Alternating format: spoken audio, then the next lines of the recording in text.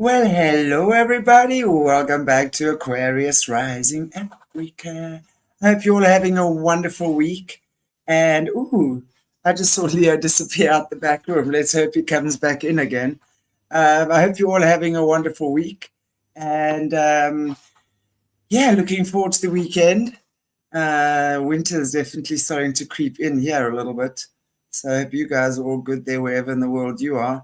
But while we're waiting for Leo to make his grand entrance again, wait, here he comes.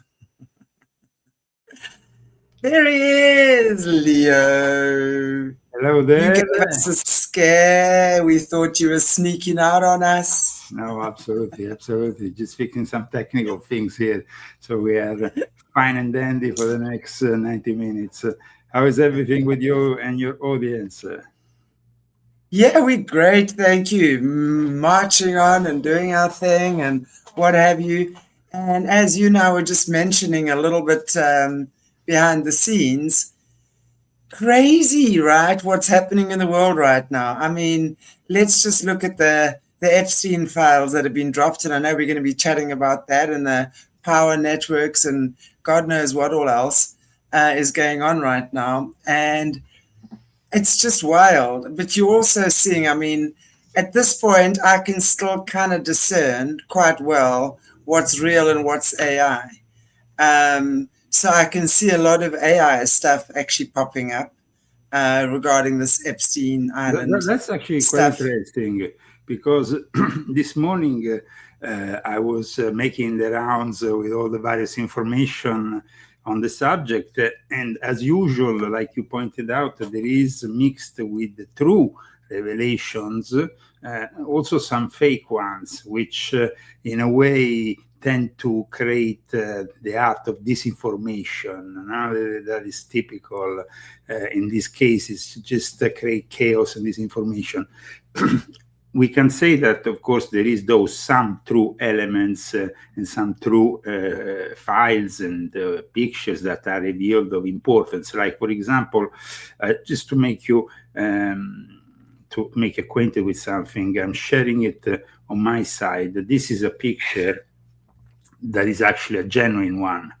And it's a picture that it's showing on the right of Jeffrey Epstein, Howard Lutnick, which in the past, as you may know, was interviewed and said that he had nothing to do anymore with Epstein after that meeting he had with his wife, because he was the neighbor. Howard Lutnick, who is the present American businessman who serves as the 41st United States Secretary of Commerce, is a pivotal figure in the Trump administration, of course, and he had always claimed no contacts with Jeffrey Epstein after this first instance in which him and his wife, he said, went there and were disgusted. Instead, here you can see Jeffrey Epstein on his island with Howard Lutnick, who justified himself by saying in front of the commission that is investigating the Epstein files that he, in front of the committee, he had the courage to say, well, I was just nearby with my boat, with my family, and we thought we'd pop in on JeffreyEpstein in Little St. James. Like, you could just, pop in. Just pop in. Yeah, we'll just pop in and say hi to Jeff and the boys. So this picture is interesting. But for example, in the last few hours, there's been also some fake pictures, like the one that I'm going to show you now, that instead demonstrate the art of disinformation can be insidious now with the AI. In this picture, we have Hillary Clinton, in the center, Jeffrey Epstein, and on the right, Bill Clinton. Now, after the deposition that Hillary made today, it will be followed by Bill Clinton, which is, I think, currently talking in front of the committee. Now there is these fakes, you see, because she said yesterday, once again, she never met with Jeffrey Epstein. And so the fact, and this is a fake AI pic. This is a fake AI pic. But what's the point? I mean, what's the point? We have so much important and relevant information coming out of these files, and we don't even have all of them. We have only a small part of them compared to the millions of files that probably are hidden from us currently by the DOJ. And on top of that, we have also now the news that was given to us that he was hiding in some storage units some ulterior material that was never investigated by the FBI.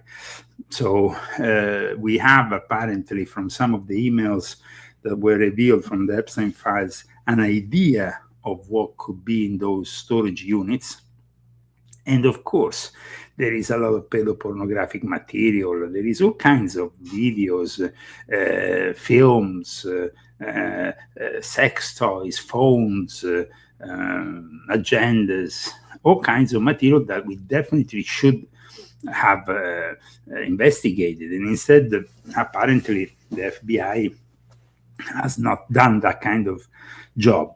And that is what we know now about the Epstein files is simply limited by what they want to show us. In the last few days, there's been a lot of discussions regarding the DOJ having limited access to Trump's participation to the Epstein files by omitting certain files, and also some testimony from an apparent victim who at the time she was a teenager, claims that Trump violated her.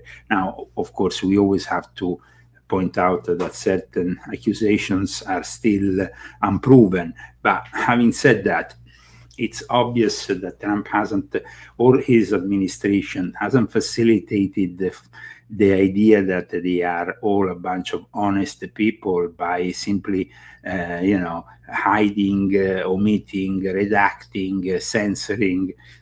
I mean, if they were clearly, without any sin in the matter, they would have probably published everything. So that is also a big problem here. I mean, why did Trump, who ran his campaign, and many people within his campaign promoted the idea of revealing the Epstein files? But now we know that Trump has lied about a lot of things, and that a lot of his promises have been unkept.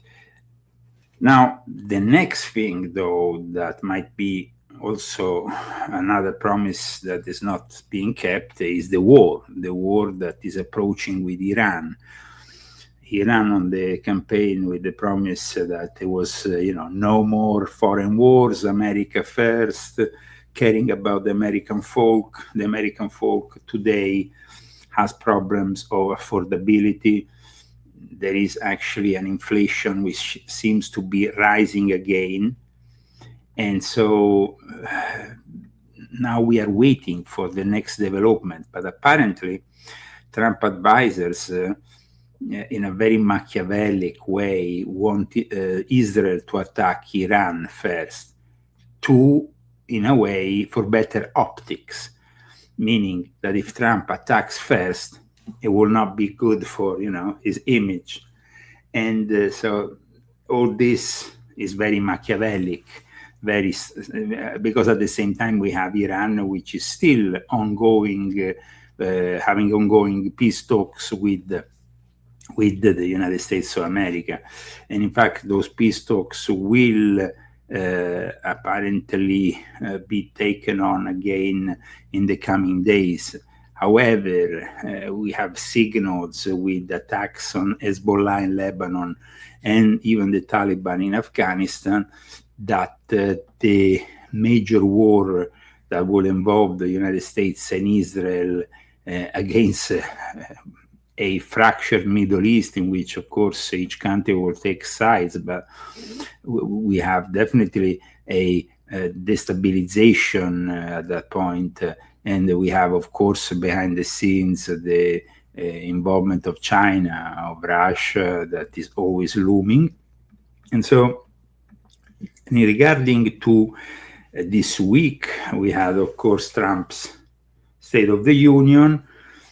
And in his State of the Union, it was kind of implicating that Iran wasn't really, headed for peace, that there will be an intervention soon because he claims they are not respecting the deal. And today Iran is letting us know that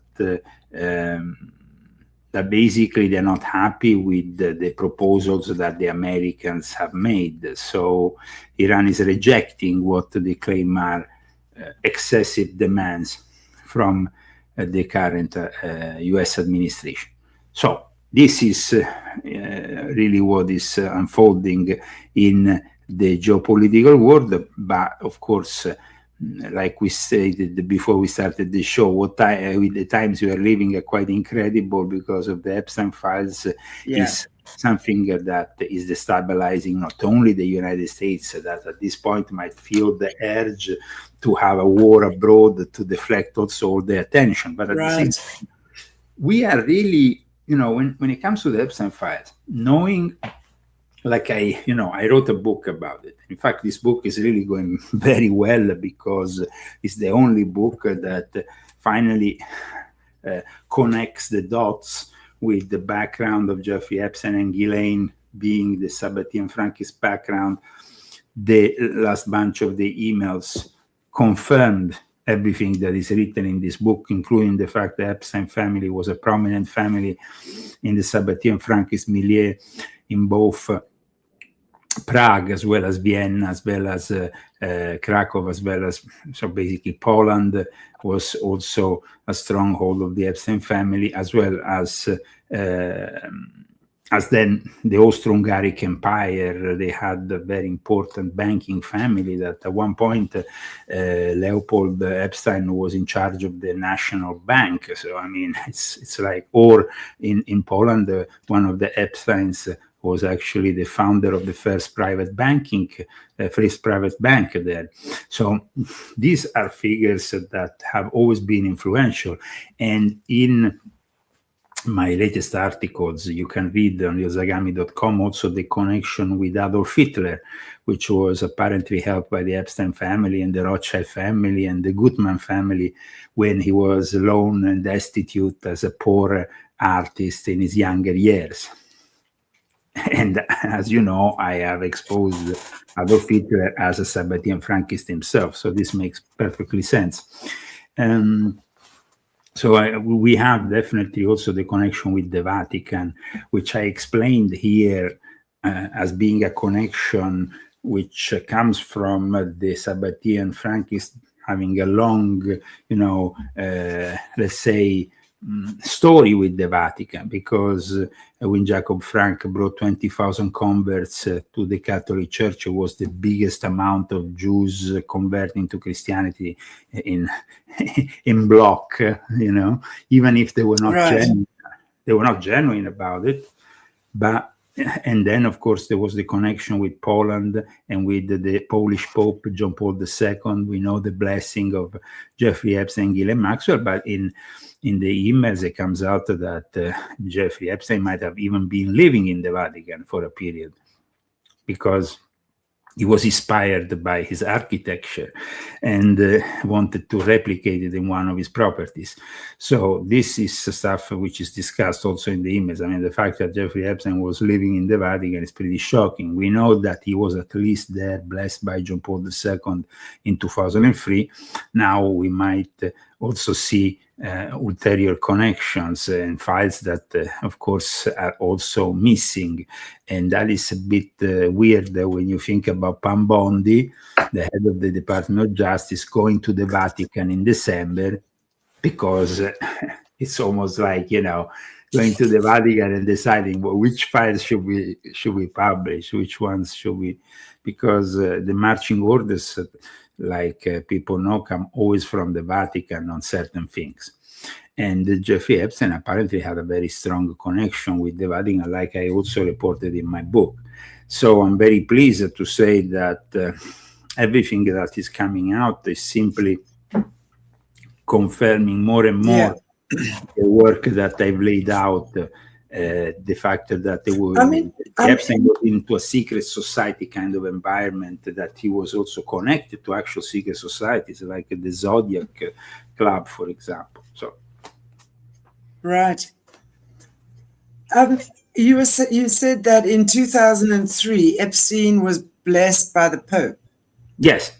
In the Vatican. Why would he? What would the purpose of that be? I mean, I'm trying to understand why he would need the blessing of the Pope. What is that about?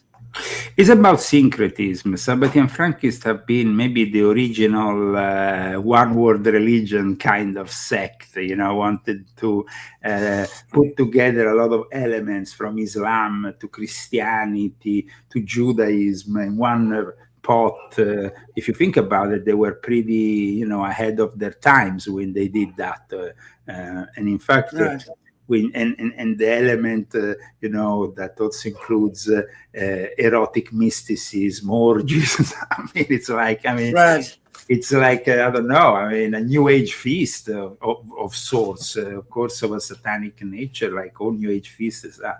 But the fact that, like I pointed out in my book, the term New Age comes out of Theosophy, and Theosophy itself was created by a disciple of the Sabbatean Frankist, who was Max Theon was the mentor of Madame Blavatsky. That also clears up the matter. The fact that Aleister Crowley's teachers were themselves claiming a lineage from the Sabbatean Frankists with the Asiatic Brethren is also very important. So when you ask me about this connection, about the fact that they wanted a blessing from the Pope, think about the fact that in the emails, Jeffrey Epstein was even getting pieces of the rug, which is the most holy rug kept in Mecca by the Muslims, delivered to him by various sources, so he could have pieces of that rug. The guy was typical Sabbatean Frankist, because, I repeat, the Sabbateans with Shabbatai Zevi started to include elements of Islam, in fact, the Dommeh. Then Jacob Frank, his successor, started to include elements of Christianity. And in the meantime, there were already attempts of including elements that were external to Judaism, that had a Christian nature, like the Trinitarian concept. So I would say that the blessing of John Paul II, who, of course, was a Polish pope, the Polish people have this really specific connection, which I talked about in this book, with the Holy Mary of Czestochowa, which is a shrine where this Black Mary of Czestochowa is kept, which was very revered, particularly revered by John Paul II. And that monastery, the place where Jacob Franco was sent for 13 years almost by the Inquisition when he was arrested. So there is, and then he himself included elements like the worship of the Holy Mary of Czestochowa in connection with the Shekinah, and the female aspects of God, which he claimed would be reincarnated by his daughter, Eve Frank, who then became the first Jewish Messiah.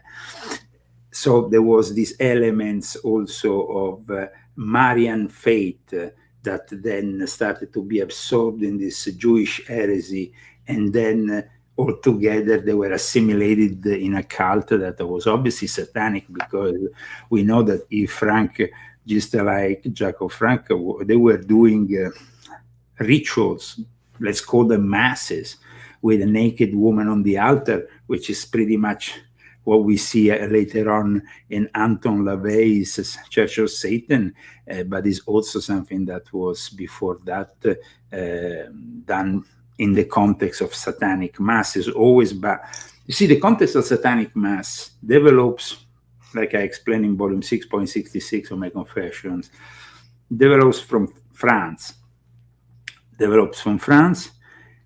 And then it's like simply reversing everything Catholic and having the sacrifice of a baby during the Mass. That was what apparently started this whole thing. It was that there was a queen from Italy, Catherine de' Medici, who went to France. She became eventually the queen.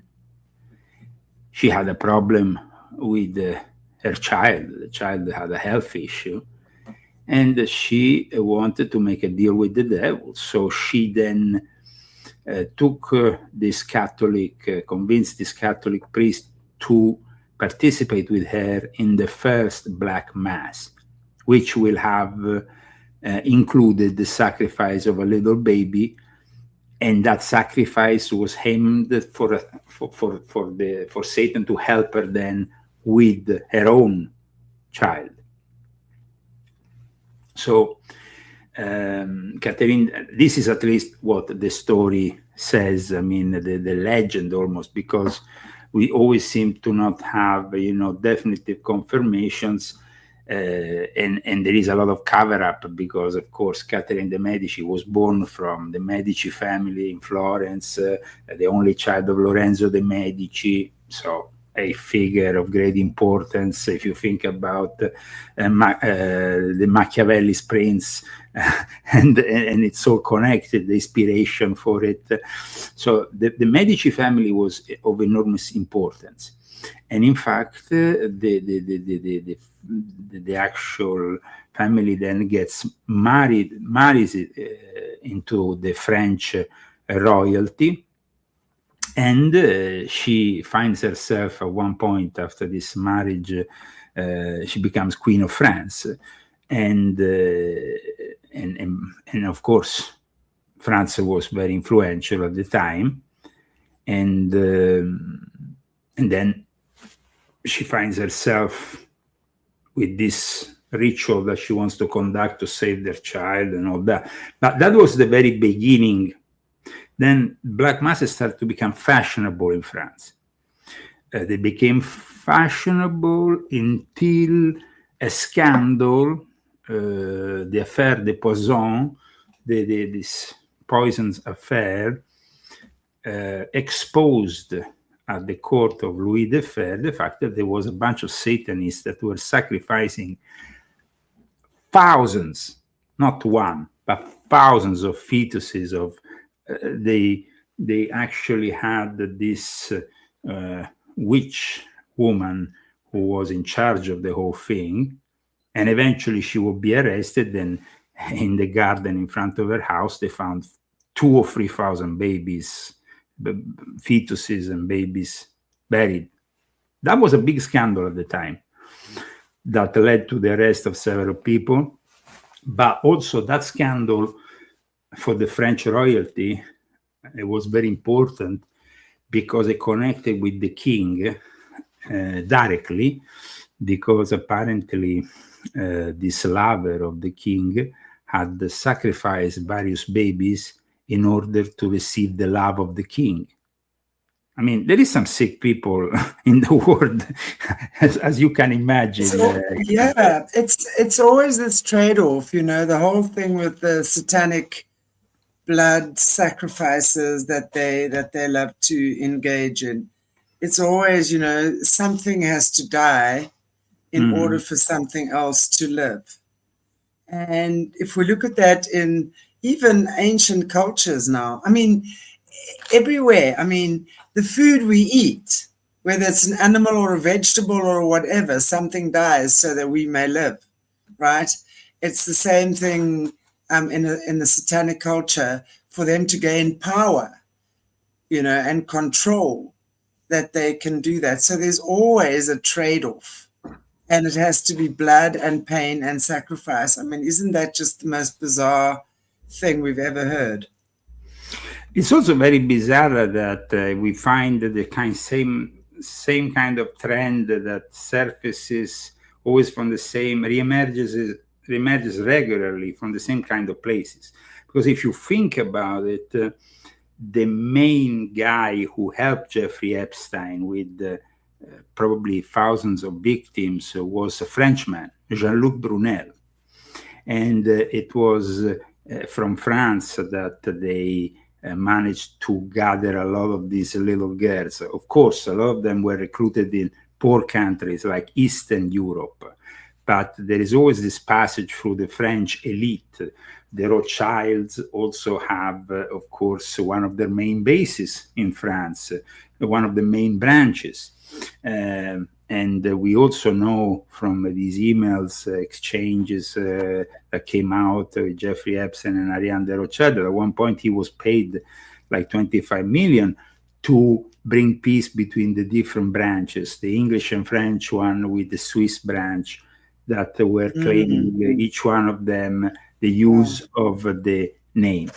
So, but the interesting thing is that now today everybody is disgusted, of course, with this whole affair coming out, showing that the elite doesn't care of the majority of us. It doesn't have, they have different rules. And they don't care about us, basically, like Michael Jackson used to sing. By the way, Michael Jackson, who was himself personally involved with Epstein, and who himself was also photographed with Bill Clinton, always in the Epstein setup. So now we have the testimony of Bill Clinton following the one of Hillary Clinton. Hillary Clinton, of course, is trying to get Trump to the post. I mean, but she hasn't really revealed anything. And her excuse when they asked her about Ghislaine Maxwell was simply that Ghislaine Maxwell was at the wedding of her daughter, Chelsea, because it was a +1. So somebody had brought Ghislaine out of nowhere, and she was simply a +1 of another guest. That's how, yesterday Hillary washed her hands of the whole thing. But having showed you that picture at the beginning of the show, it's important to also separate facts from fiction, because there's no need to show a fictional AI pic with Hillary, Bill Clinton, Epstein, because we know that Hillary Clinton is not a good person. We know she has a lot of skeletons in the closet. She might have never really met Epstein because she didn't really care about the fact that her husband was spending time with a pervert. That is, of course, in line with what she already did with Monica Lewinsky a long time ago. She covered up for her husband in every way possible. And when the whole story came out in the open, she simply accepted it. It's always like this. We always see Hillary having to cover for her husband in one way or another. I don't think that Bill Clinton will admit to any wrongdoing today. He will probably say, "Oh, I don't recall. Oh, I had no knowledge of it. Oh, I wasn't there. Or I never noticed it." And these are the things that probably we will, once the whole testimony comes out, we will see that Bill Clinton hasn't revealed anything. At the same time, though, of course, the fact that Bill Clinton and Hillary Clinton deposited their testimony is very important for them, for the Democrats, because now they can say Melania needs to testify. But in reality, Melania has a lot more connections to this whole world of Jeffrey Epstein. She came out and she was scouted by an Italian guy who was connected with Epstein, who actually tried to buy the elite model agency with Epstein. So there is. And this guy apparently now works for the Trump administration. So, I mean, he's like a Who's Trump. The guy? His name, I don't recall now the name, but he's an Italian businessman. Is it, was he not a model boss? Yes, absolutely. But now he's, I can find maybe. I'm just trying to think, because I did read that somewhere. I wonder if it was like Carlo someone. I can't remember. Yeah, the name you actually said. No, his name is now. Paolo Zampolli. Paolo Zampolli. That's right. Wow. Paolo Zampolli, like I said, is still to this day an important businessman. And of course, there is also a particular thing that accumulates us. So we are both born on the same day, on the same year. He's born on the 5th of March, 1970, which makes me 56 in a few days, and he's born on the same day, but we're definitely two different figures. However, Paolo Zampolli now is the United States representative for global partnerships. He works with the Trump administration. But like I said, back in the days, he tried to buy the Elite Model Agency with Jeffrey Epstein. So he was the one who, they say, presented Melania to Trump. But in reality, the people who know about this whole thing say that it was Jeffrey Epstein who presented Melania to Trump and not this Paolo Zampolli. And in the emails that came out from the Jeffrey Epstein files, this is confirmed. Wow. This thing runs so deep. And I mean, really, yes. And I think it's so, what we were saying earlier on. And again, I think it's important that we can discern there's bullshit out there as well. I also find it very interesting, just while we're on that topic, that just about all the pictures you see from Epstein Island are only of Jeffrey Epstein. He's like the main character in all the pics, right, that we're seeing, or most of them. And you're not really seeing too much of anyone else, if that makes sense. We are seeing others, but it's mainly him, that we're seeing. I mean, what, do we think he was only filming himself? Do we think that we know that a lot of stuff was edited, reviewed by the DOJ, and then simply they put a black thing on everything, so you can't see. However, there is people in the Congress now who have access to the unredacted files, and those people have said that they would like to talk about those names who have been censored or edited out, redacted out the whole thing, like the pics of the people. I mean, Epstein wasn't on his own, definitely. We have some pics of important people, though, with Epstein, and also important people with Epstein on the island. There is probably many. Yes, there are some. There are some, but I'm just saying, in comparison to the amount of pictures of Epstein that are out there who's supposedly dead and buried, so no one can do anything to him. I mean, there was one particularly disturbing video clip I saw. Good grief. This big guy with a mask on in a swimming pool, and he's drowning a girl. He's like dunking her under, jumping and screaming with this hysterical laughter. You had the confirmation it was a genuine video of the Epstein files. Because that is the problem. I mean, we have to really be absolutely sure when we, when we confirm the nature of these videos. It's obvious that Epstein was no saint. It's obvious that he did a lot of things I mean, it seems like his whole life evolved on this deviant forms of sexuality, even torture. I mean, he was into torture. He thanked somebody for a video on torture, and probably there is videos of torture that have not been shown to us. And so it doesn't surprise me that could be a genuine video.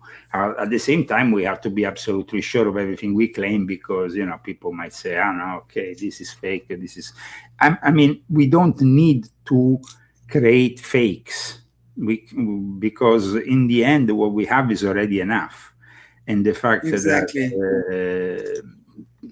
today Ron Paul wrote an article on his weekly column about the fact that this is an opportunity for libertarians. Other people are saying that after what has happened, many US voters will no longer go and vote. Will no longer be prone to, go and give their vote, because definitely it creates, a lot of disenchantment towards a system which has betrayed us completely.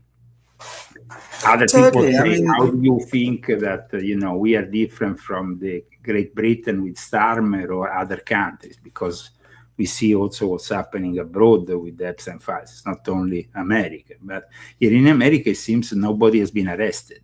That's the thing. well, isn't that always concerning though? Because again, it makes one question. I know in Norway that there's arrests made of the royal family. Andrew's been arrested. Even Charlie's face is now made as his name is in the Epstein files. So there's a lot of there are a lot of prominent figures that we're hearing that have been arrested and that are Well, being for example, brought to some in form of Norway, justice. yeah, but for example, in Norway, just to be absolutely correct, no member of the royal family has been arrested. Simply Mette-Marit, the princess, has been definitely exposed because the mails with Epstein were of an intimate nature, and the things that were said were absolutely disgraceful. That involved also other comments, the typical of Epstein about certain things that simply, make us understand that this elite, like I said at the beginning, really doesn't care about us. We have a former, though, a very important politician in Norway who has been instead investigated. We have the boss of the World Economic Forums that has just quitted in the last 24 hours because of the links with Jeffrey Epstein. And we have also another important political figure in France that is also been. So, I mean, there is definitely people who, and then, of course, we had all those people in England connected to the Lord Mandelson. But also, in regards to Lord Mandelson, very important, he comes from a family of Sabbatean Frankists.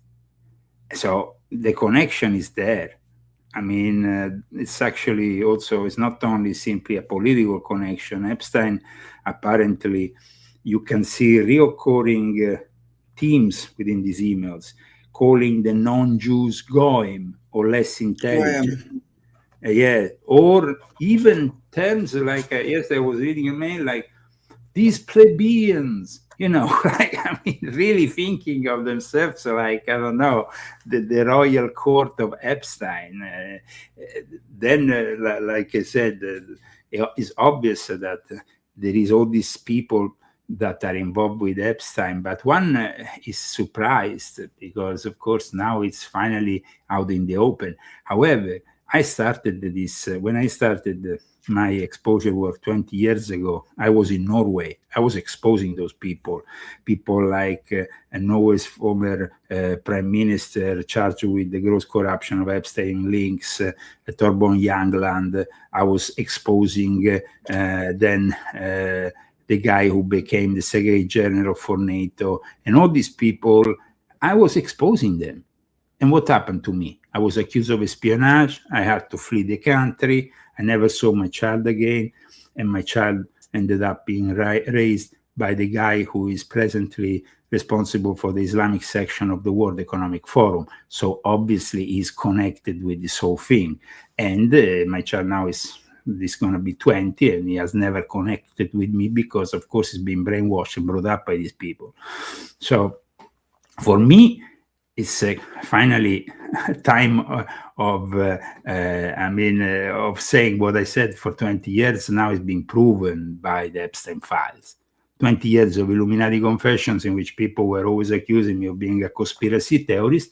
But now these conspiracy theories turns out to be absolutely real and correct. Absolutely I said, true. for example, 20 years ago that Mette-Marit was actually being blackmailed, the princess in Norway, because they had a video on her with the two black young guys, and even the queen mother of Norway herself had a black lover that regularly came in showing who he was and all the rest. So nothing new if you followed Leo Zagami. And in fact, there was actually Jeffrey Epstein following Leo Zagami, because I appear in the Epstein files myself, which has been a little bit of a surprise. But it How was... did you, what? How? Tell us. Spill the it, tea. What were you doing there? in a mail that was sent to him either by the creator of The Simpsons or by his own brother, we don't know, is Matt of CC. He basically sends, it was, by the way, September 2008. So in theory, it was the last days of his imprisonment or whatever, he had been in prison for in 2008. But they sent him this mail regarding Rockefellerism, the Rothschild, or the various Illuminati families. And then they actually pointed out on my website as a reliable source on the New World Order. So that is, I think, one of the cases in the Epstein files which actually, you can say, being mentioned is a positive thing. Yeah, because they were obviously checking your stuff out. But what you're speaking about here just highlights what I believe and what I think. Jeffrey Epstein is really just the face of this Franken monster, right? It's like there are so many people involved. There are so many organizations all linked to this Epstein thing, right? I think, my opinion, his name is really the diversion. I mean, yes, this guy, he was obviously some kind of a financial whiz. He knew his way around numbers, that's for sure. I watched an interview with him not too long ago with Steve Bannon. And just the way he describes, I found that fascinating, actually. I don't know if you watched that interview, but the way he describes the financial system is he sort of compares it to a human body, which I thought was quite weird, because he dissects the system. Like, when did something go wrong? Where do you see it? It's like, using the human body as an analogy and how you would dissect that, which I found quite bizarre, in light of what we're hearing about him. Quite a narcissist for sure. Definitely, but super duper smart. I mean, you can see that guy is as slick as anything. Yeah, but there is he's got a tongue. There is also always in his emails this constant fixation with bloodlines and social status. And so when he discusses, even with the Rothschilds, in this case, Ariane de Rothschild, but he also was connected to Linda Rothschild and other members of the Rothschild family, he always points out the Epsteins. And if you go to Vienna, there is a palace in the center of Vienna, the Epstein Palais. It's not just a family of peasants. It's a family of people very rich, because the Epstein family at the end of the 18th century made their money with an invention that was connected to the coloring of textures. They were into the textile industry, big time. And with that money they made in the textile industry, both branches in Prague and in Poland, they built up then their future banking role. And their banking role was very serious, but also their involvement with Freemasonry. I mean, if you want, you can go on the internet and Google Jacob Epstein, and from the official Jewish encyclopedia sources, and they will tell you that Jacob Epstein was a Freemason in various lodges. Now, to be a Freemason of various lodges in that time in Poland, you could only be through the Asiatic Brethren lodges, which then eventually would be recognized and give you access to the other lodges. What does it mean?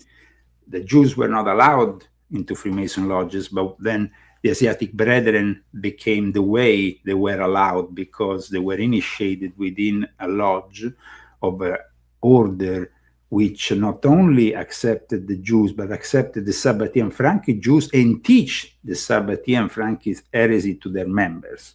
That was the basis of all the future secret societies, which involved people like Aleister Crowley, but even Eliphas Levi, whose mentor was a Sabbatean Frankist from Poland, as I explain in my book.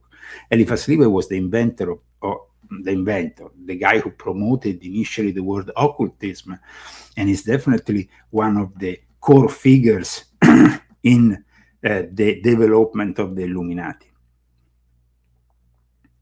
Wow. Super duper interesting. It would be actually interesting to check out that entire bloodline. Have you checked the bloodline, the Epstein, the one you're talking about now? Absolutely. Have you? Absolutely. Yeah. Absolutely. I've been What studying are they?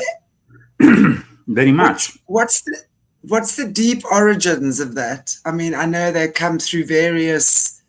They kind of weave their way through history, don't they? These guys. But I'd be interested to know what his original bloodline is, where he's originally from. It's a Sabbatean Frankist bloodline.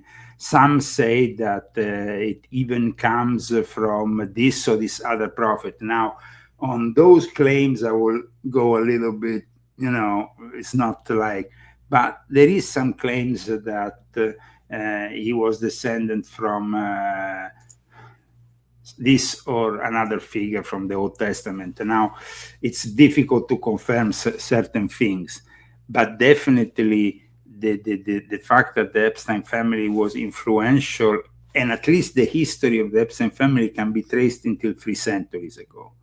And it's a history of rapid success, especially from the moment the Sabbatean Frankist heresy surfaces. It seems that they really get it. Because, like I said, imagine this. The Epstein family is the one that builds the railway that connects Poland to Austria and Vienna. They actually build the railway. So, I mean, this is a big thing. It's not a small thing. Then, of course, people today focus mostly on the fact that Epstein was this guy from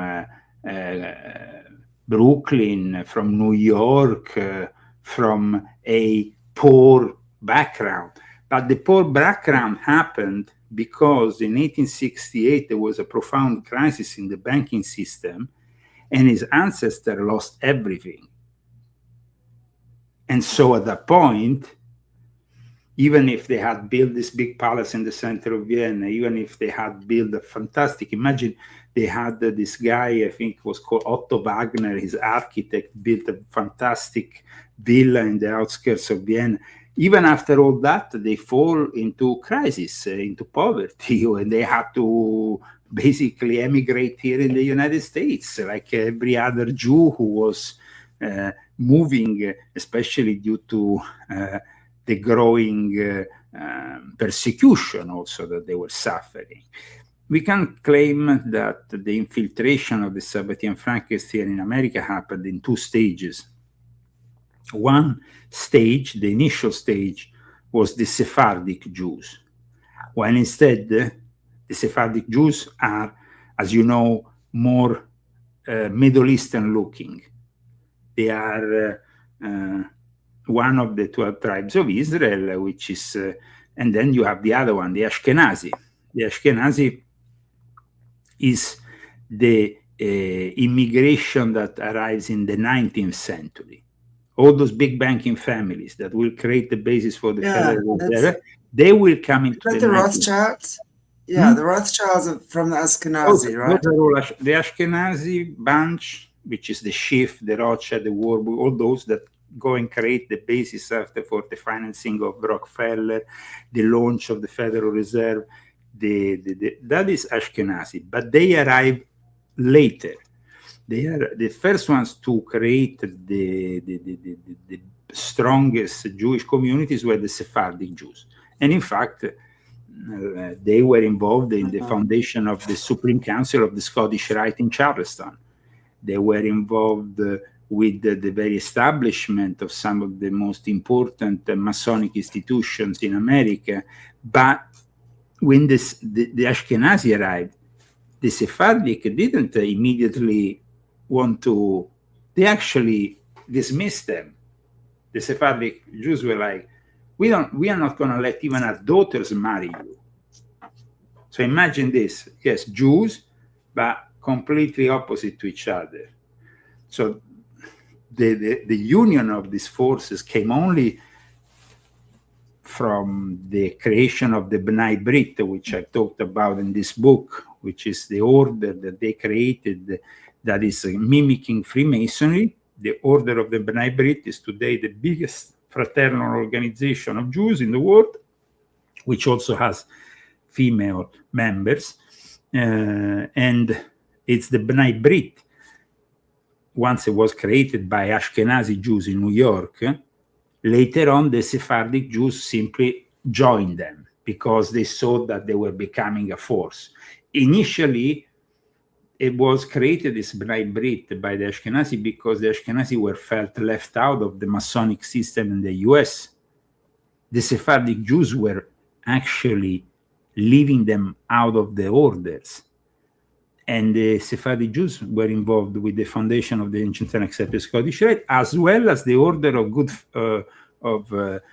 Fellows, the Odd Fellows, the Odd Fellow Order, which is also still to this day a very important order, though the Independent Order of Odd Fellows is nothing now today compared to the B'nai Brit. But the B'nai Brit is the one that then launched Donald J. Trump, is the one that with Roy Cohn mentored Donald J. Trump into his rise. Roy Cohn was the lawyer that helped Donald J. Trump in the early 70s with a very difficult situation pertaining his job with his father, establishing, of course, themselves as constructors, as edil constructors. They were, of course, in the business of renting buildings, but apparently they had they had this big problem with the accusation that they were racist and they were not renting to black people. So Roy Cohn had to intervene, and Roy Cohn was very important and very powerful individual, connected with Ronald Reagan after, connected with, before that, Roy Cohn had been, let's say, in the political business since the McCarthy era. He was the lawyer of McCarthy when he was fighting the communists. Roy Cohn was the descendant of one of the founders of B'nai Brit, the original founders of B'nai Brit. You know how powerful is that? I mean, B'nai Brit today is the most powerful Jewish institution in the world. They are the ones who have created IPAC. They are the ones who have created the Anti-Defamation League. They are the ones who control the Jewish world. And they are, like I explain in my book, Sabbatean Frankist. Sorry, who are the individuals within this Knightbridge organization that actually control? Do we know who they are? B'nai Brit, you mean? Sorry, say that again. B'nai Brit. Night what? B'nai Brit. You can. Okay. I can find it for you. The actual headquarters official website, so you can show it to your audience.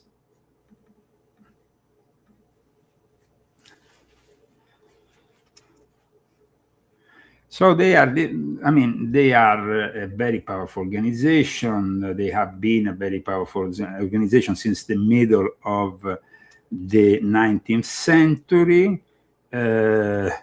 They are basically divided in lodges. Until the 1920s, they had all that, kind of paraphernalia, like the aprons, the medal, all the stuff that you would see in traditional Masonic lodges. From the 1920s onwards, they decided to have more of a kind of Rotary Club approach. So spoiling it of those more occult elements and making it more of a social club, which of course does also a lot of charity work, a lot of philanthropic, so-called philanthropic work. But the B'nai Brit in reality their lodges can be specific to a specific business. Like, for example, Roy Cohn, who was Trump's mentor, was the head of the finance lodge of the B'nai B'rith. So they have lodges that are specific to a business, or you know. So the way they operate, I mean, the way they operate is to have this, you know, definitely they perform generous acts of philanthropy. They can be involved in good causes, but like all Sabbatean-based organizations, like Rabbi Antelman used to say, they are double-faced, they are two-faced. It's a little bit like the Freemasons, you know, they do a lot of charity work, they do a lot of philanthropic work and all the rest, but then they also have a darker side. Not all Freemasons, of course. There is some very honest and very good people in Freemasonry. However, Rabbi Antelman, which I cite, the late Rabbi Antelman in my book, says that B'nai B'rith was two-faced. And also there is the fact that they were really extremely influential in the making of the Holocaust, because they could have intervened in the early 1930s when Adolf Hitler was taking power in Germany, but they decided not to intervene. And actually they end up with the Zionists, the labor Zionists, making a deal with Adolf Hitler, which is pretty much the basis of what is known as the transfer agreement. So it's the moment Adolf Hitler becomes Chancellor of Germany, there were calls from all over the world to the B'nai B'rith, seeing their influence in the banking system, to simply cut every banking tie with Germany. And that will have automatically ended the Holocaust. Did they do that? No. Their interest was to send to the concentration camps, and this is, of course, very controversial, but in my book I cite, you know, Jewish sources, so then can't accuse me of being anti-Semitic, because actually I cite sources from the Zionist club, you know. So but the thing is that the controversy is still discussed these days within the Jewish community. Those who didn't accept these compromises were the ones who ended up in the concentration camps. And the fact that the Sabbatean Frankists were encouraging that kind of decision was because for the Sabbatean Frankists, a Jew that didn't accept their heresy was not worth of living and could be offered in what they call a burnt offering, which is Holocaust. Okay, hang on. Let me just understand this correctly. I want to just make sure I'm understanding you correctly. You are saying that when we go back to the Holocaust and those times, and yes, there's lots of interesting variations of the whole Second World War that's arising now from what history has taught us, right? But we can talk about that in a separate topic. What you're saying now. Let me show you this actual page, so it makes it very clear here. It's actually from reformjudaism.org. The page that you're showing. I don't know. Are the viewers capable of listening to us now, or in any case? Yes, you want to. Okay.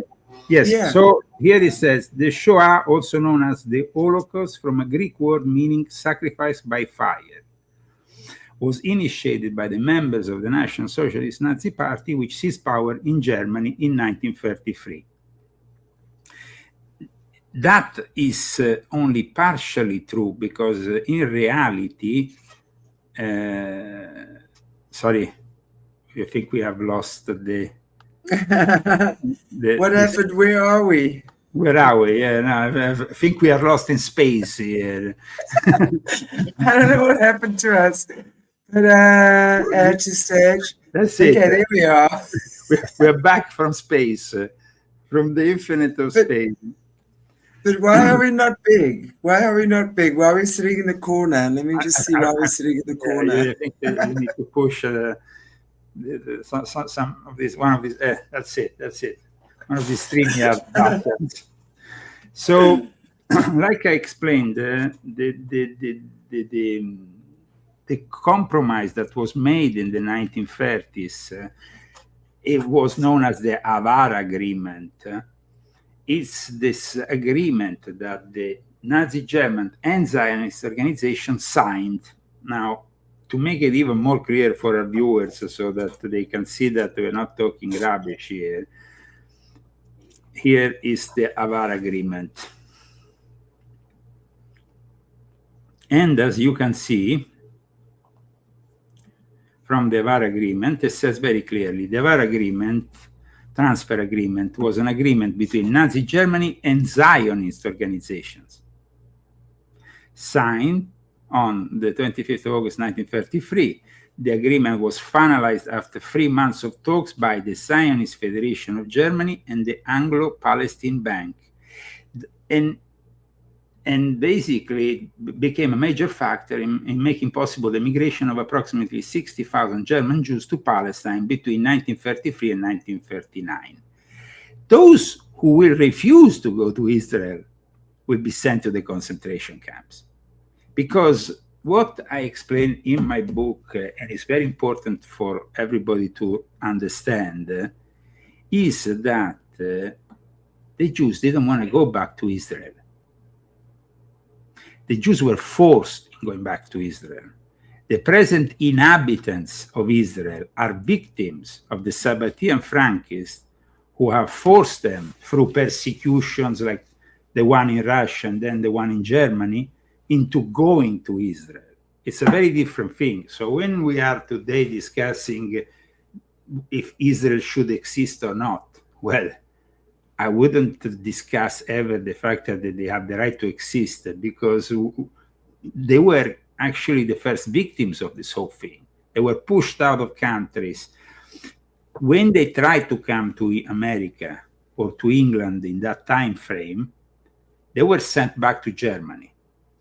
And if they didn't go to Israel, they would be sent soon after to a concentration camp. That is basically, in synthesis, what happened. Do you understand, Chantal? Absolutely. I didn't know that part of that. I wasn't aware. I was aware of the agreement between the Zionists and the Nazis, but I was not aware that the Jewish people who refused to go to Israel were actually then literally, and that's what I was saying earlier on. I'm sitting in, every now and again, something really shocks me. This shocked me. Because it's like literally they offered up their own people as a sacrifice. So literally saying, okay, well, then we'll use them as collateral damage. So basically, and as you say, the ones that are then were relocated to Israel have been held hostage ever since. So a lot of them, and that's probably what many of the youngsters today probably don't know this history. I don't know, I'm assuming, yeah. This must also be hidden from a lot of the Israeli people. What do you say about that?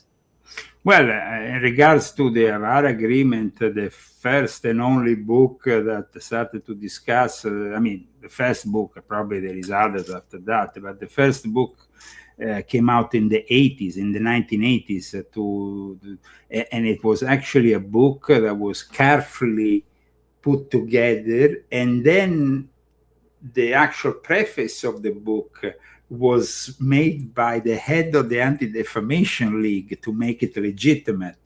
But this book, which is this big, I have it here, is a big book. The Transfer Agreement became the book that changed things, because finally Jews started to discuss this whole topic. And it was Edwin Black, the investigative journalist, that did an excellent job in bringing out documenting the Haavara agreement and finally letting the Jews know more about it. I can show you the cover of the book. Here it is. I'd love to actually do a show on that. Is that possible that we can maybe do the next show on this? Well, it's definitely an interesting topic. I mean, it's definitely an important topic. It's very important because I really think that kind of, this whole, Israel has been such a central point for wars and, that whole Middle East section there. And I really think that this is, it forms a core part of Earth's history right now, and the lie that we've been told. That is the biggest, that has to be one of the most disgusting lies ever. Because, and also when you're looking at what really happened in the Second World War, right? How many German people were actually, I think there were a lot more German people that were unalived, right, than what was ever spoken about, and Polish and Ukrainian. Lots and lots of Europeans were under. But as you can see, they sell it like they rescued 60,000 German Jews from the Holocaust, while instead the correct interpretation of it will be very different, because in reality they didn't save them. They simply forced them, and then whomever didn't accept that deal will then find itself raided and sent to the concentration camps and possibly to a gas chamber. So today, the reception of this book and the reviews of it are mainly based on the fact that it was almost the only thing they could do. However, if we go and study in detail also what other Jewish sources claim, it was definitely another of those hidden elements behind the Holocaust that are not given too much attention. I mean, we never really had a movie, for example, about it. Think about it. There's been made movies about every aspect of the Holocaust. And we know now that Hollywood has always been very much adamant in showing, that the victimism and everything behind it. But of course, rightly so, there has been millions of victims. But having said that, the actual story of the transfer agreement, to my knowledge, has never been made into a movie. And when I read this book, I also noticed one thing from the author. He claimed himself that, and he also in subsequent interviews he gave, that he saw a lot of people being uncomfortable about the subject, still to this day, because, the fact that the Zionists made a deal with the Nazis,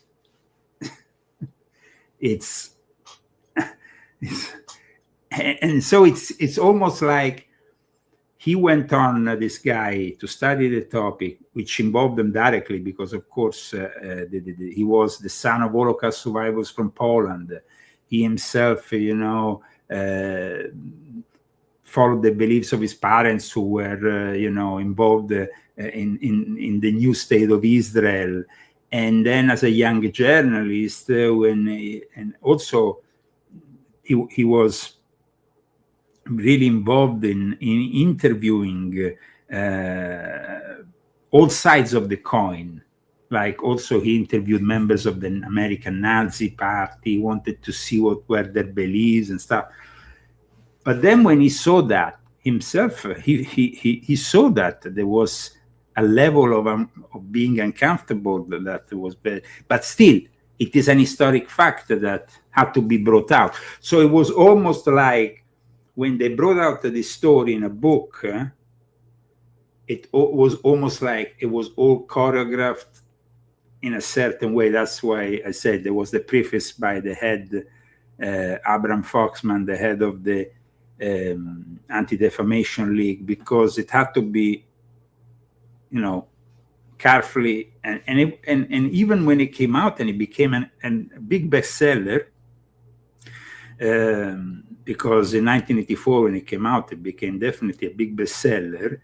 The controversy between the Zionist movement and this Jewish diaspora and the agreement, but that is not the whole story also, because if we go into the B'nai Brit responsibility, there is a big responsibility, because there was a moment in which the Jewish community decided, more or less all of them in Europe, to boycott Nazis, to boycott their products, to boycott German products, to boycott anything to do with them. And that will have been the moment, like I said, in which their banking cartel could have come in handy and say, okay, that's it. Rothschild, Rockefeller, everybody, no money for the Nazis. That's it. Did it happen? No. They continue to have their business with the Nazis all along and across the war. And it was just business as usual for everybody. And at the same time, of course, they eventually reached the deal of deals with the establishment of the State of Israel, which like I mentioned in my book, was described by this gentleman here, which used to be my friend, as the Barry Kamish described it. In fact, he was Jewish. He had been in Israel, living in Israel. He belonged to the Israel Defense Forces and all the rest. But then he understood what was happening really in Israel. And in the last years of his life, he was forced into coming here into the United States and staying in Florida. So he could talk about the fact that Israel was really a Sabbatean Frankist state. He was very adamant about it. He said the very foundations of Israel are unfortunately into the Sabbatean Frankist belief system. That actually makes a lot of sense. What you're saying to me is very grounding. It feels, everything seems to be connecting, it feels right. And connecting the dots through our previous shows and stuff and just general conversation, what you're saying really makes a lot of sense to me right now. But I'm interested to know, just what you're saying. You were talking, speaking about the Holocaust and stuff.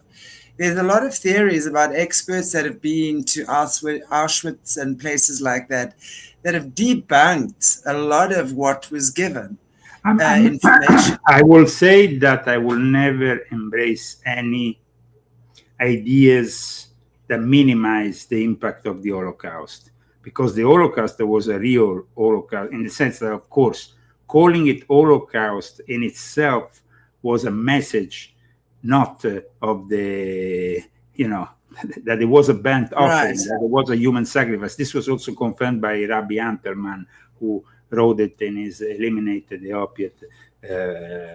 And so definitely we stand with that belief. Having said that, there is a lot of deniers, Holocaust deniers. You can't deny the Holocaust. The Holocaust happened. The problem is why it happened and who were the people behind it, but the real people, not the. That's narrative. What I'm saying.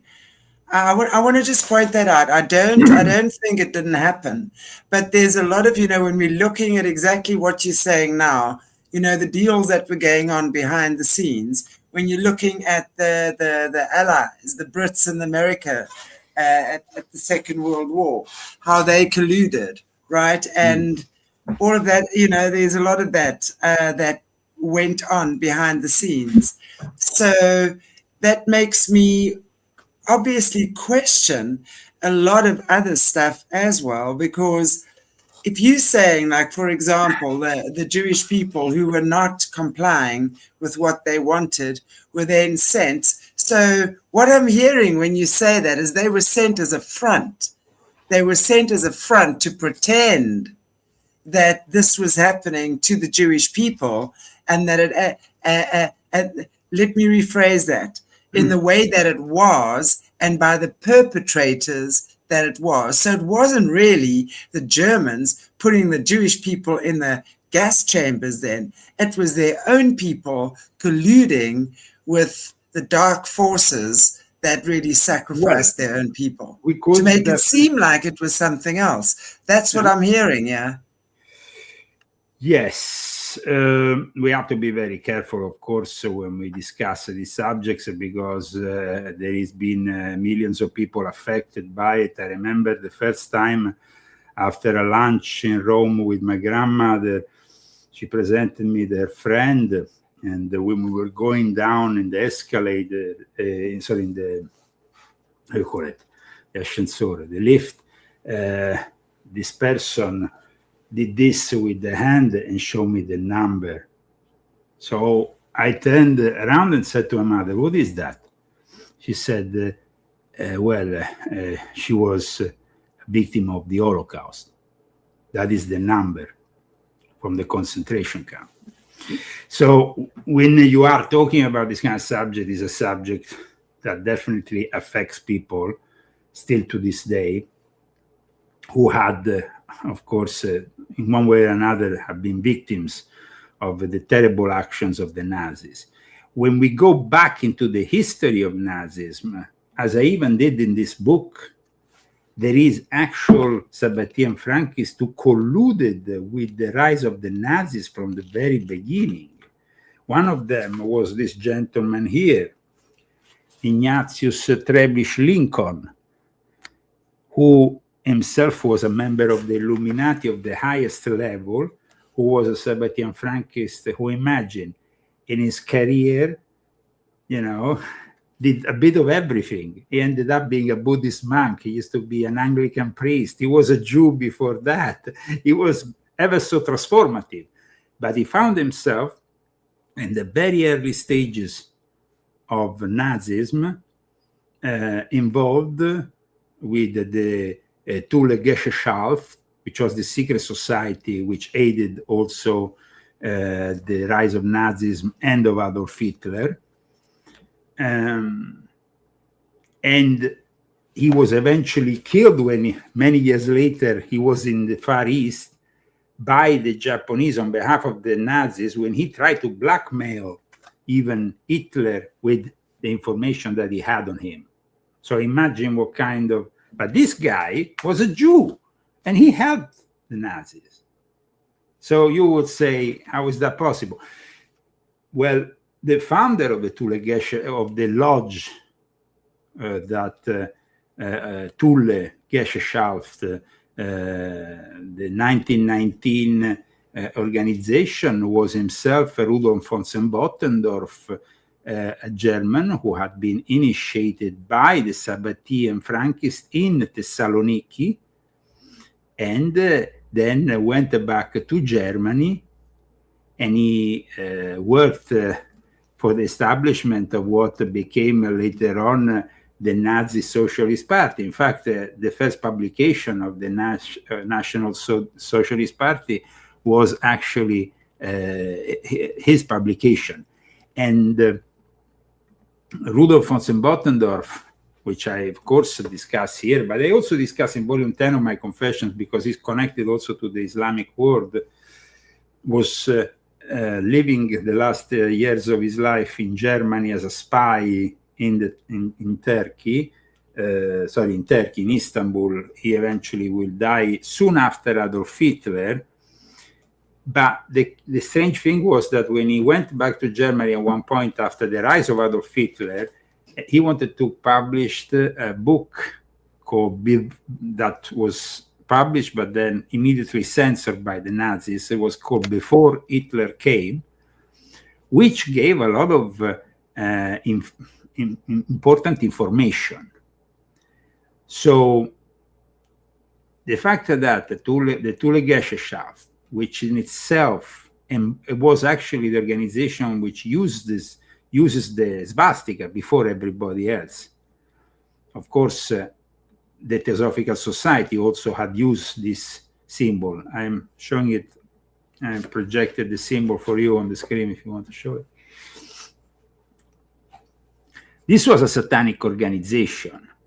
I mean, apparently the rituals, it was part of the German Orden, which was this Illuminati, racist Illuminati, who put together this order of pure Aryan-blooded folks.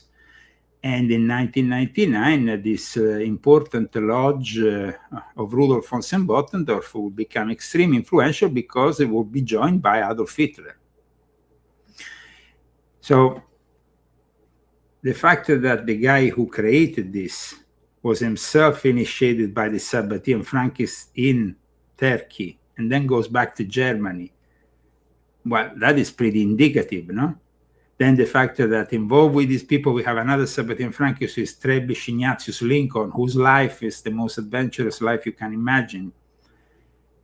The fact that these Sabbatean Frankists are always present in the course of history, and they are very versatile in their beliefs. I mean, if you think about the fact that this guy born in an Orthodox Jewish environment, Ignatius Trebitsch Lincoln, ends up becoming first an Anglican priest, then he becomes even a politician, actually a representative of the English Parliament, without even being English.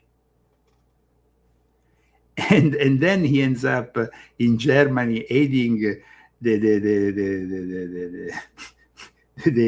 what happened at the beginning of the whole Nazi, the rise of the Nazi Party, which, you know, in Munich there was an important group of occultists connected also to the Volkisch, which is the Volkisch movement. There was this pan-German ethno-nationalist. And all these people, though, if you think about it, there was always this connection between the Illuminati in Germany and the Illuminati in Vienna. In fact, it was from the connection of the Illuminati that were re-established as Order of the Illuminati in Germany by Theodor Heuss, who together with a guy called Leopold Engel, and later on, Theodor Heuss, with another guy, will establish the Ordo Templi Orientis, which itself will then recognize and initiate Aleister Crowley, and of course have an important role in the development of modern Satanism, but also in the world of the Illuminati.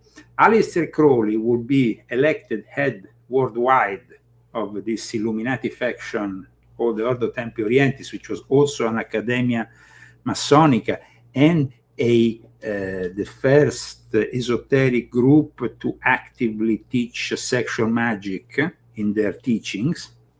Right. He will actually be elected head of it in Germany in the middle of the 1920s.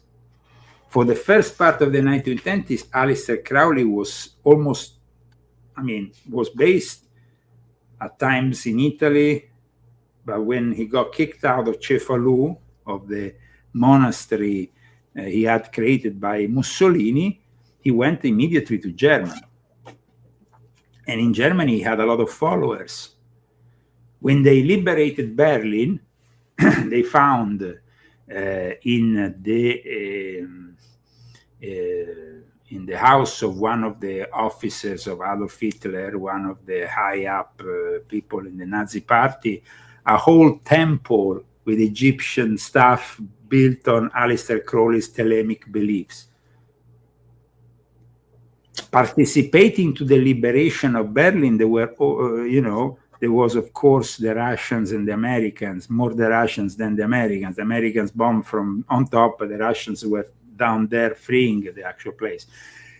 And they found also active involvement of the Tibetan monks. Yes. So, I mean, all these things are connected. And so the fact that a guy like Jeffrey Epstein had all these beliefs and needed a blessing from the Pope or receiving a holy rag from the most holy place in Islam, or having or hanging out with Deepak Chopra. And of course, Deepak Chopra is another of those guys who I've always hated. I exposed in my books, Confessions of an Oh, Illuminati. he's creepy. I've never liked him. Oh my I goodness, always he's warn creepy. people about Deepak Chopra. I wrote about him in my books because he's been involved with the Vatican. He's actually been involved with the Vatican. He actually had close links with the Vatican, like all these New Age gurus. They are connected with the Jesuits. He even was involved, I think, in an important conference that was held in the Vatican.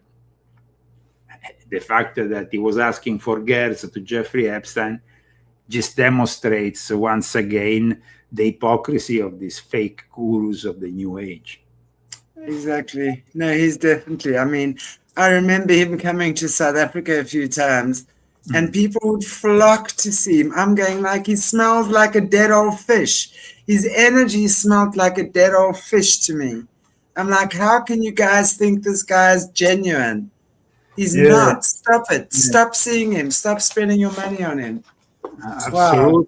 But there is a lot of people that want to believe in these fake false prophets, let's say, false prophets. Yeah, he's definitely one of those falsies, for sure. But going back to what we said, the involvement, of course, of the Nazis and the Sabbatean Frankist and everything that led to what we have now with the creation of a state of Israel, who, of course, is there in the Middle East now, used to destabilize, because every time it destabilizes, it also, it's like these games that they are playing between the various groups that are involved in this new world order eventually are always played out in the Middle East. It's almost like Orwell's 1984 coming to life. We had the three factions in Orwell's 1984, and those three factions had some gray areas in which there was always a constant fighting. And that one of those areas, of course, is the Middle East. And the rest of Africa, at times, can become also, as you know very well, territory of conquest from the various factions and gangs of the New World Order. Absolutely. Wow, we've got to have more of this conversation next time around, Leo. Absolutely, it's always a pleasure. If you arrive for our next show. I mean, if you want to bring, the important thing is that we bring our audience new points to connect the various dots, and being able to connect these dots, and finally once they have the connection of all these dots together, they can finally have a real perspective of what is really in front of them. Absolutely. And so with my books, of course, they deal in this kind of topics in a very in-depth way, in detail. I try to spend many hours a day in laying out, as you know, my literary work. So I'm very glad that then we can have this monthly chat with you, and of course present all this work to your audience. It's always a pleasure having you, Leo. Thank you so much. I know we have obviously pop your banner up quick here. Is there anything you want to say just in closing? Where can our viewers get hold you? To know more about certain topics we have discussed today, please go on leozagami.com, where I have also regularly updated with the articles that are also connected to what I've discussed in my latest book, actually my latest books, because I always find a way to connect my latest articles with my books. In a way, my articles function on the website as a more, like you could have a better insight by reading the books and then the articles, because then you will have the full picture. But you can also have a glimpse of what is happening by simply reading the articles on leozagami.com. We look forward to next month. We're going to be looking deeper and connecting a few more little dots, because I really think, I've just left this Epstein thing alone because there's so much sensationalism around it. And we all know that's... Epstein was part of a sect which, just like the Jesuits have done in the Catholic world by sabotaging the Catholic Church, have sabotaged the Jewish world. Today, the Jewish world is 80% Reform Judaism. The Jewish world is made out of transsexual rabbis, women rabbis, with all the respect, not respecting, though, the Mosaic laws. The actual transformation of the Jews into secular Jews was also one of the points of the Sabbatean Frankists. If they couldn't get them to believe in their heresy, they would prefer they don't believe in anything. And that pushed people almost certainly towards the progressive values. No, that's why we have all those progressive values within certain Jews, like, I don't know, Bernie Sanders, just to name one. But Bernie Sanders might say certain things which you can also agree with, but the majority of times these people are simply telling you what you want to hear, but they're never delivering you the real changes. And unfortunately, we have to also agree with the fact that there has been a lot of criticism towards Donald Trump, and that criticism at this point, it's motivated because himself, aside from the migration problem, which he has apparently sorted out, he hasn't sorted out anything else. And that is the big problems that we have today here in America. The fact that the cost of living is rising, affordability, there is no, it's like the majority of us here in America feel like there is no more hope for the future, because the only hope we had in the past relied on somebody who has definitely betrayed us. But now also we have maybe a more clear picture, and we go back to what I've always said, that all sides in the political game are corrupt, and that we cannot ever trust a politician ever again, you know?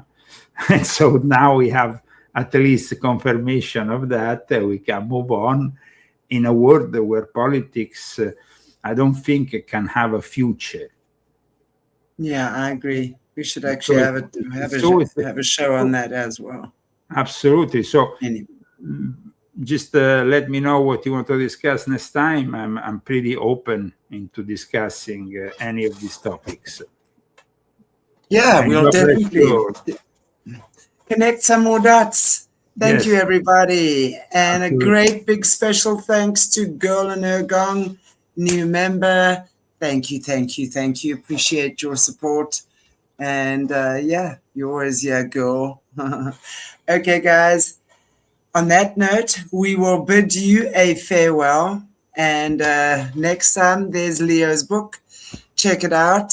We will definitely be... I think that for what's going to happen in the next few weeks, you should definitely read volume 10, because with the approaching turmoil in the Middle East, the possible attack on Iran, maybe a war in Iran that will highly destabilize the whole area, I would say that this book is still very relevant, because it shows you really all the power players at work and what are the hidden puppeteers of the situation. Thank you so much for watching us, and I will be back with you at the end of next month. And I will be 56 by then. You'll be 56. You're a spring chicken. We like it that way. Our favorite Italians turning 56. We're going to have a party for you. When's your birthday? 5th of March, so it's approaching. Nice. Okay, take care. God bless you.